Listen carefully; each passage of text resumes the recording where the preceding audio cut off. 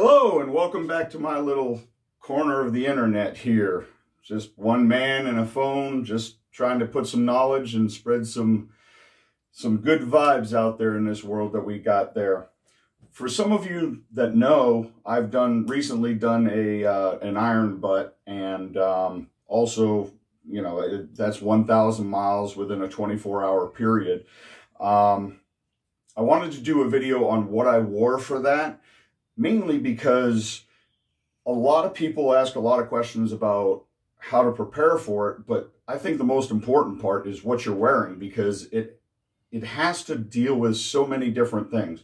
When we left for our iron butt, I think it was like mid 50 degrees when we left in the morning.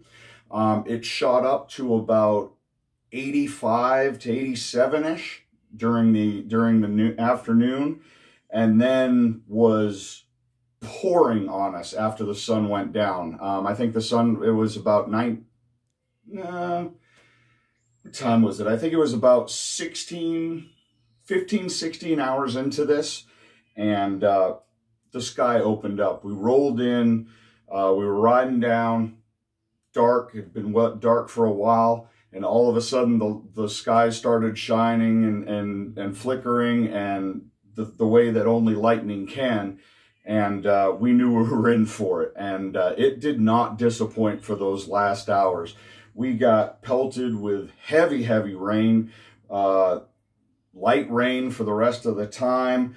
There were, of course, animals that we needed to worry about, and heavy, heavy, heavy fog as well. So a lot of different things within a 24-hour period where life changes so quickly. And I wanted to give you an idea on what I used during that and why I did what I did, because as you guys know, the platform that I ride, I don't have hard bags, and I don't have a lot tour pack and all that other stuff.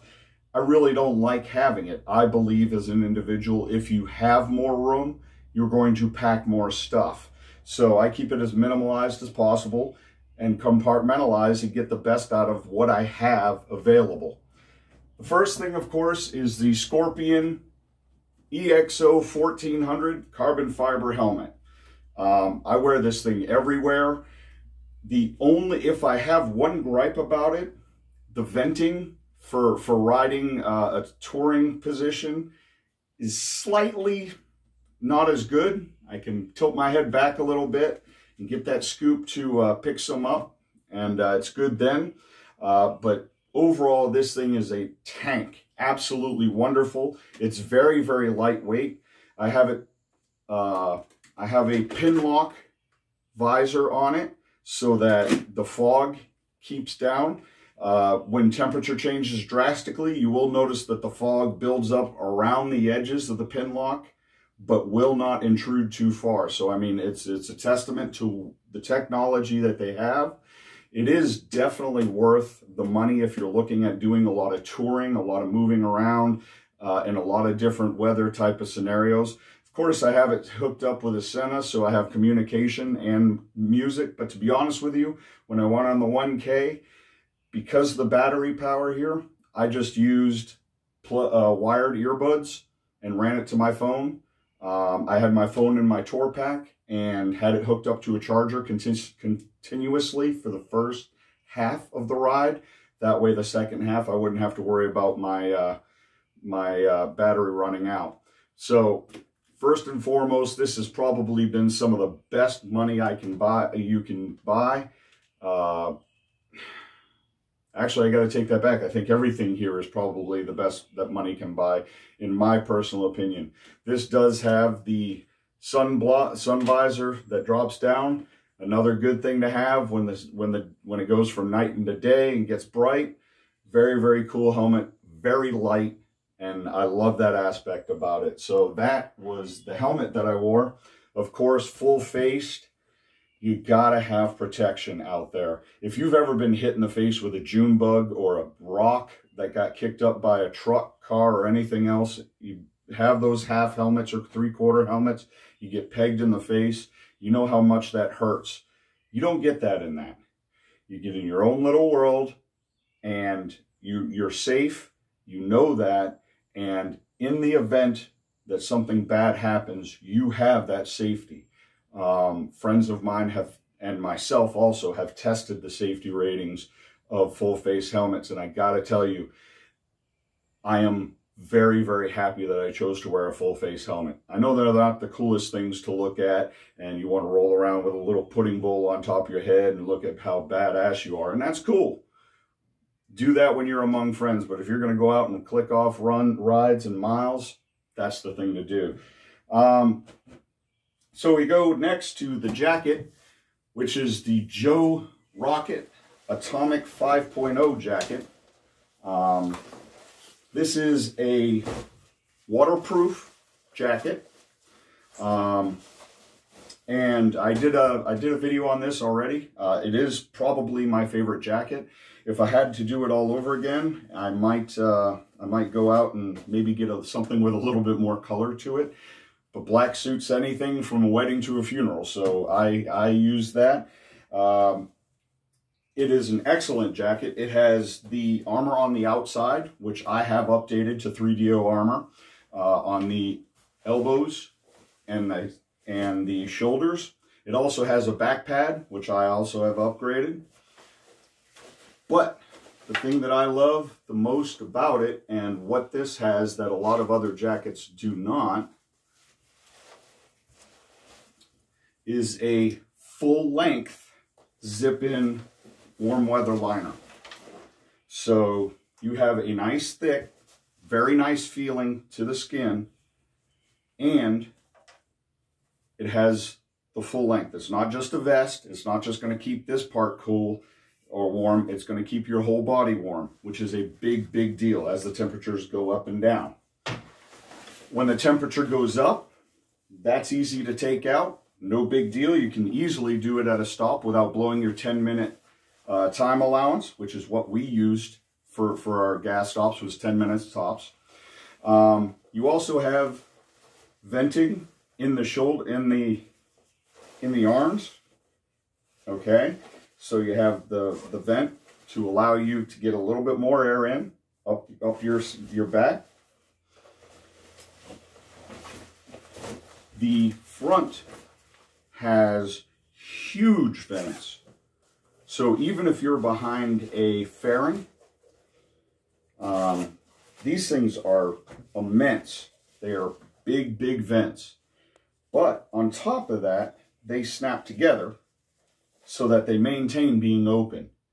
So when you get really, really warm, this thing can help you. I have found as an individual, the limit for this is around mid 80s, high 90s. At that point, even with all of this, it just gets to be a little bit too hot for me. But that's me as an individual. I don't want you to stop from trying this because, as you know, there's a lot of temperature between 40 degrees and 80 degrees, and we all ride in most of it. And on the back here, of course, you have the venting as well. Low down. You have a pocket in the back if you want to carry anything. And of course, it does come with a zipper if you have Joe Rocket pants or any other type of pants that will fit that zipper pattern. And you can just zip it together. It basically becomes a one piece at that time. 5.0 jacket, amazing. It does have very good visual. It has some good gleam on it for night riding. These right here reflect. It's not the best in reflecting, and that's probably my fault. I did go for the subdued look, so you get what you get. But this is top of the line. Absolutely, I believe, one of the best jackets on the market. If you come across me anywhere, 9 times out of 10, I'm wearing that jacket. Next up is the Joe Rocket Ballistic Ultra Pant. Now, you might think I'm sponsored by Joe Rocket, and I would love to say I am. If they do want to sponsor me, then please reach out. I'd love to hear from you, but I do not. I believe in looking at what's out there for the price point that fits me and what it can do for me. And what these pants do is utterly amazing. It is across the board. Why everyone doesn't have a pair of these hanging up in their closet, I don't know. You want to talk about Dainese, you want to talk about Alpine Stars, I do have some of each of those brands. This is unbelievable. What these pants are able to do is great. They do have a snap and a hook to fasten them. So very, very nice. So if you hit the buffet while you're out on the road, and the Velcro adjusters can't adjust out anymore, you don't have to worry about popping the button. It's a nice, again, using your head there, Joe Rocket. Thank you. And it does come with high reflectivity down here. These will zip up almost all the way to the crotch for the legs. So if you have boots on and you want to slide these on, it's not a problem. If you need to take them off quickly so you can take the inserts out, it's cool. These are padded, okay? Unfortunately, the padding is not, you can't take the padding out. It's not something that you can upgrade to like a 3DO. The padding is stitched in. However, it is adjustable in the knees, and it also comes on the hips. So it does have that protection to where you're not squidding. Does come with Bakari venting here, which doesn't seem to work a lot on my bike in this particular motorcycle because you're tucked in so tight against the body, the wind kind of goes around. But when I do put my hand down and put it right here, I can get that wind to go actually catch in there. But it does cool a good deal. Again, same as the jacket, up to about mid-80s, it starts to get a little bit hot and a little bit uncomfortable. But the ace in the hole that this has is a zip-in liner. And there's the zipper. There's the liner. It has a full-length zip-in wet weather liner with cuffed bottoms so that it's going to fit real nice up against your boots. You put it on, and again, it has a decent amount of zipper here, so you're able to get them over your boots if you need to change into this when you're looking up the road and you see that weather getting bad. Zip that down, gets over the cuff of your boot, and is able to protect you from getting soaked. And it does. This thing is awesome. But what's even more amazing than that is that same heavy-duty warmth liner that you get with the jacket also comes in the pant. And you can use this with the wet weather liner in place. So if it's cold and it's wet, if you're in Seattle, if you're in New England, and it gets really cold and it gets really wet, you're obviously not going to want to get this wet, and you don't with this setup. This zips on the inside of your wet weather or zips directly into the pant. It matters not to the liner. It goes either way. A wild card in this game. I love it. I absolutely do. And it just extends the length of the abilities of this pant and where you can ride it and how long you can use it. So nice, warm. Doesn't have the cuff because the cuff's on the wet weather liner, which is going to hold that in on this. So you're not going to lose a lot of heat. Just amazing pants, amazing pants. Joe Rocket using their head and putting out top design stuff for a very modest price. The gloves that I decided to use are my trusty Icon PDX gloves. Too trusty, unfortunately.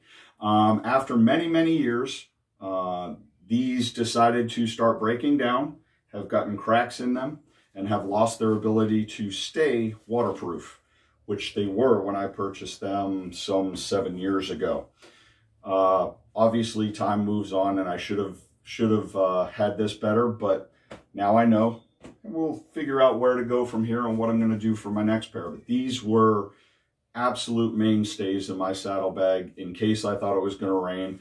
Easy to pull on, gauntlet style, have some reflectivity, but were a good fit for me and were waterproof, which was excellent. But because of that, these became the stars of the show. Just little non-latex gloves, exam gloves, I guess, medical gloves, if you will. You put these on your hands before you put on your gloves, and your hands will stay warmer. They may sweat a little bit, but they're not going to get drenched, and the heat is not going to get lost from the hand, because the sweat that you put into these, your body continues to heat up, so that heat doesn't leave. It stays within the glove, and it helps you maintain keeping drier than if you just had regular gloves on and they were just getting your hands wet, cold, numb, and sucking total butt. So very easy, very cheap, something I recommend having inside your saddlebags. Even if you do have a high quality set of gloves, they're going to help you out if you need it, when you need it, or even better, if a buddy needs it. You're just like, hey, here you go, dude. One of the hard things about these is getting them on at gas stops. You know, you take your gloves off and you'll go and you'll get some peanuts or whatever and a water. And when you go to put these back on, they just won't go on. Well, luckily nowadays, every place has hand sanitizer. So what you do is you get your hand sanitizer, you rub it all over your hand, and before that soaks in, you put these on, they slide right on every time. If you have a soaked set of gloves and you need to get those on and you're having a hard time because your hand is drier than what the inside of the glove is, you'll notice that when the gloves get real wet. Same thing. Get that hand sanitizer, and before it soaks in, pop your gloves on. You'll be good to go. Another low quality thing that I didn't do it on this particular ride, but I have done it in the past, and some people have even seen me ride with an armored undershirt and this only. This is just a Columbia water jacket, rain jacket. Has a hood to it, has a nice cuff, so that when I put it on, it covers a lot of my neck. I don't need to worry about water coming down underneath there as much. Folds up into itself. It folds up into a pack about that big. Very little space taken up, and a big thing to have even underneath a waterproof jacket, never mind a jacket that's not waterproof. This thing will keep your core dry and will keep you warm, which is almost as important as keeping you dry. So also with the stars of the show had to be the Michelin tires that I got, the Road 5s. I looked at getting a good upgrade for tires when I had to get some. I didn't want to do the $100 set of sport bike tires. I really enjoyed the performance value. There were times that we had at least an inch and a half of rain on the asphalt. These things performed perfectly and kept me in line. As always, riding in rain is riding in rain, but the ability to handle and to decelerate and accelerate using a tread depth design like this was fantastic. So I really appreciate you stopping by. Thank you so much for listening to what I had to offer. Let me know in the comments what you do when you go on a long ride. I know there are some high-end wet weather gear, and what works for you. I'd love to hear what goes on in your riding lives as far as what you're looking for. Have you done 1,000 miles in a day? If so, what are your thoughts on that? Please feel free to leave a comment. I do appreciate you stopping by. If you think the content is worth it, hit the subscribe, give me a like. I really appreciate it. I am just a small channel, and every one like is a huge deal to me. So thank you very much. Enjoy the rest of the time, and I'll see you on the road.